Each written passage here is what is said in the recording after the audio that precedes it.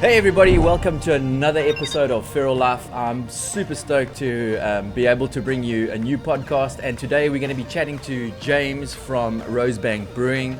You're probably wondering why we're going to be talking to a beer brewer. Well, it's pretty cool what James and his team are doing at Rosebank, because a lot of the beers that they're brewing are not only like super tasty and really refreshing, and it sounds like a cheesy ad right now, but what's really cool about Rosebank Brewing is they are creating a beer that is earth conscious, that is eco-friendly, whatever buzzword you want to use. But we're going to chat to James about their brewing processes, how long he's been brewing, a little bit of story. So welcome to the show, James. Thanks for joining us in Cape Town. Cool. Thank you, Steve. Thanks very much for having me. Looking forward to sharing what we do at Rosebank and chatting to you about our beers.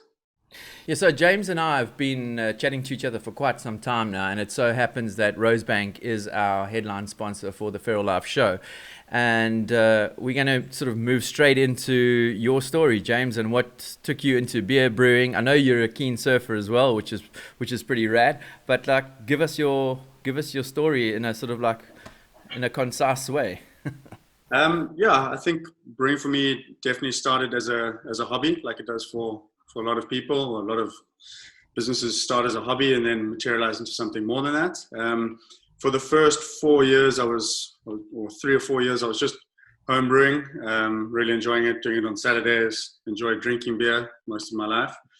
And then I was studying at the time, wasn't enjoying studying, decided to drop out of school and pursue beer as a career. So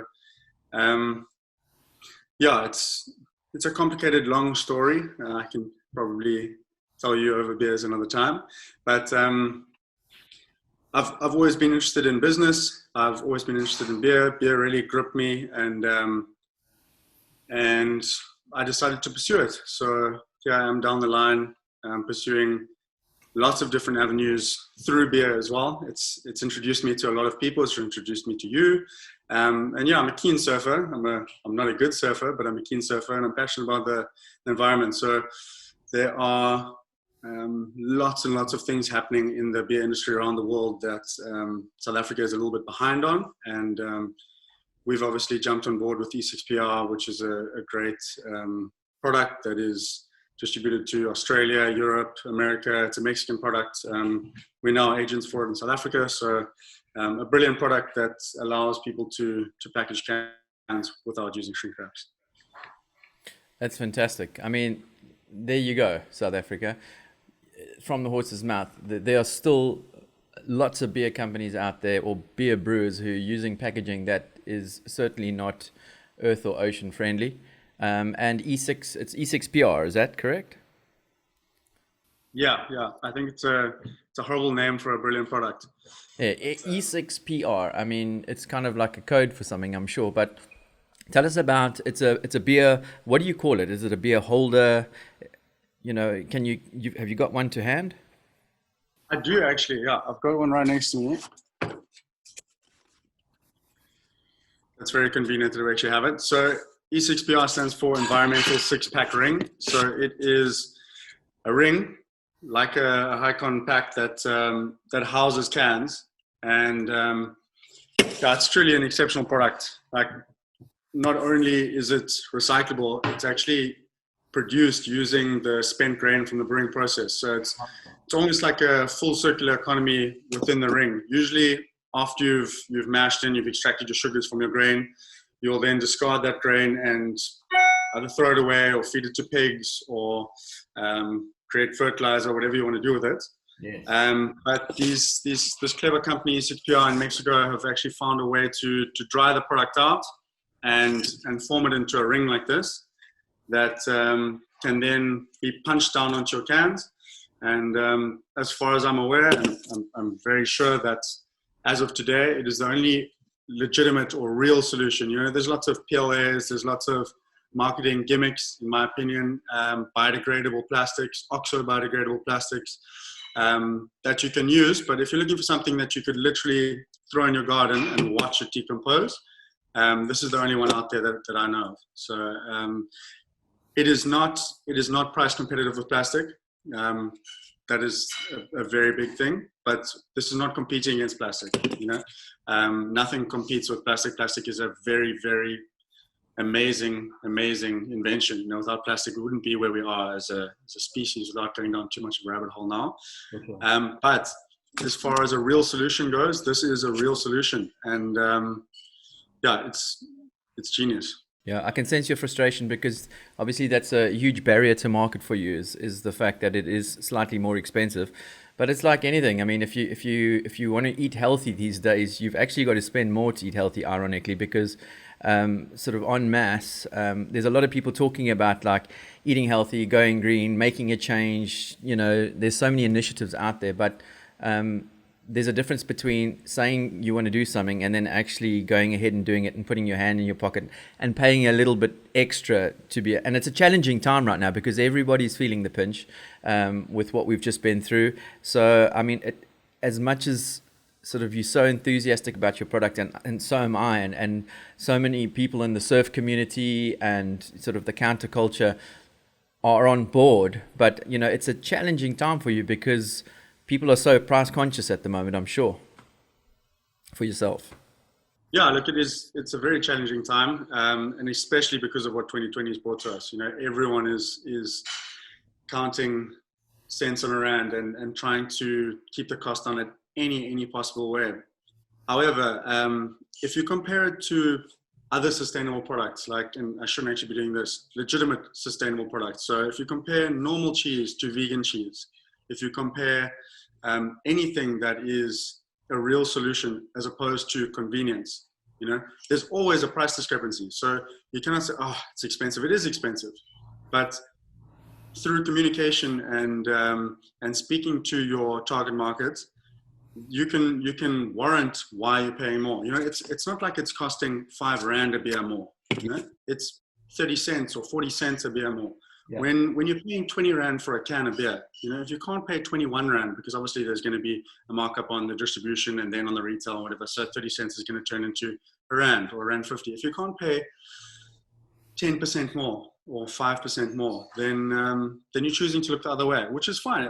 We do that as people, but as long as people are honest with themselves, and you can't point fingers at people for not buying Wagyu beef instead of the cheapest beef you can get. But as long as you're being transparent, that to me is the most important thing. And that's what bugs me most about the industry of these pseudo or these fake plastic solutions like PLAs and like biodegradable plastics. They don't exist yet. And oxo-biodegradable, in landfills, there is trace elements of oxygen present. It's not going to biodegrade. So while it might look good in a thesis or in a paper or something, in a journal, it's not practically going to happen. And do we want to be pretending to do the right thing, or do we want to do the right thing? So that's always tried to be my stance, without being like a virtue signaler or whatever. But at least with my tiny brand, I'm trying to do the right thing. Yeah, you're trying to make a difference, and that's why we sort of involved with you guys, and we sort of on the same page in terms of like showcasing, whether it's smaller brands, creators, artists, athletes that are doing something different, and you're doing something that is not mainstream. I mean, that's our sort of our strap line, never mainstream, and you're certainly not mainstream. And what you're doing is that you're trying to make a difference in a very small way. What we need from you now is to ask yourself a long, hard question about whether you're willing to actually pay that 40, 50, 60 cents more for a beer to make a difference. And you're a pioneer. So in terms of like how you trying to get the bigger players to pay attention to what you're doing, good on you.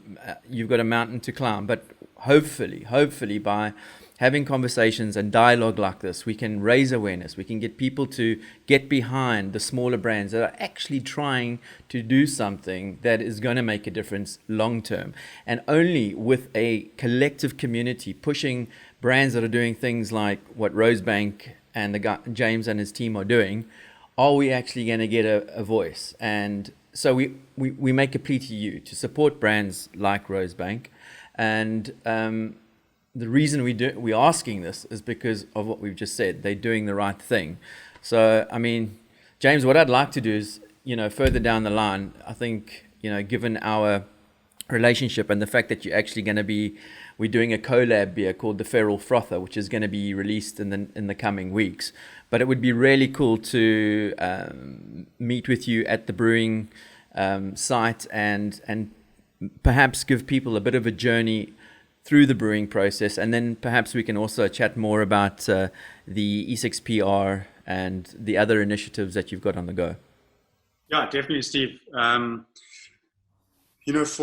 me, for everyone, for the planet, for everything, the more that we can talk about it, and the more people that can hear about these solutions, the better for it. The better for everyone. So I'm always keen to try and get this thing onto as many platforms as possible and let people know about it. And people do know about it, but the more we share it, the more pressure businesses will start to feel, the more people will start to do the right thing, and I think it will grow organically. Definitely. Well, thank you for your time. I know we're a little bit pressed for time. We've got another guest on the show that's coming up. James, it's been super cool chatting to you. I wanted everyone to meet James because he's an upstanding guy. He's got a pretty good moustache for Movember. And watch out for the Ferral Frother. Go out, support Rosebank Brewing. You'll see their beers. They've got a really cool label. And let's catch up soon in the future, James. I really appreciate your time. We're gonna leave all the handles for Rosebank Brewing in the comments below, so please give them a follow on Instagram and on any of their social media platforms. Give them some love. Let's show some support. Cool, Steve. Thank you so much, man. Have a lovely day. Thanks for your time, man.